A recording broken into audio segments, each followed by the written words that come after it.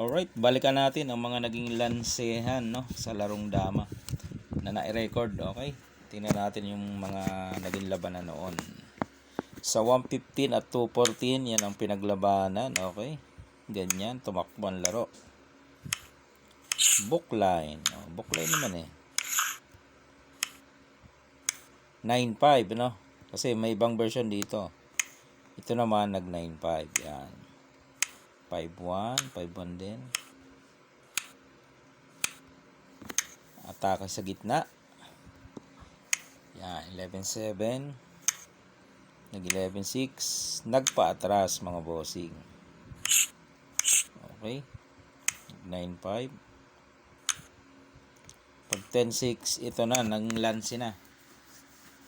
Pang lanse yan, yung isang piraso na yan. Yan. Saan siya susulong? Ha? Okay.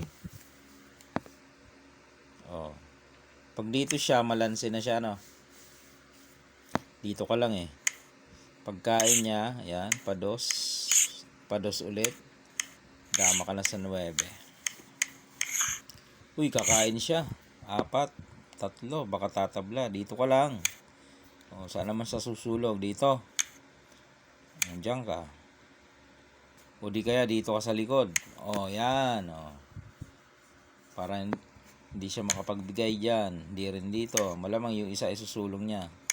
Ito. O. Doon ka lang. Ba, hindi pa rin may sulong, no? Madodos. Okay? So, ilag siya. Pag ilag niya, ayun, sayangin mo. Wala na. Wala na suporta. O, yan. So, matatalo, mga boss, no? O. Pakain mo na. Di ubos. Yan. Balik natin. Doon sa part na sumingit. Yan, dito na lang siya Paano kaya kung dito? Maganda. Kapag dyan, dito ka, A3. Yan. Kakain siya. Then, pakain mo dito. Kain na naman siya ng 2. Sasabay ka dito. Kain uli siya ng 2. Ayun, nadong ka na. Lamang na lamang mga boss. Dito siya ilag, dito siya ilag. Dito siya pag sulong niya doon, itapat mo lang 'to wala nang kawala. Pag sumabay, di kainin mo dito. Para pag diyan siya, di 2. Yan. Okay na mga boss.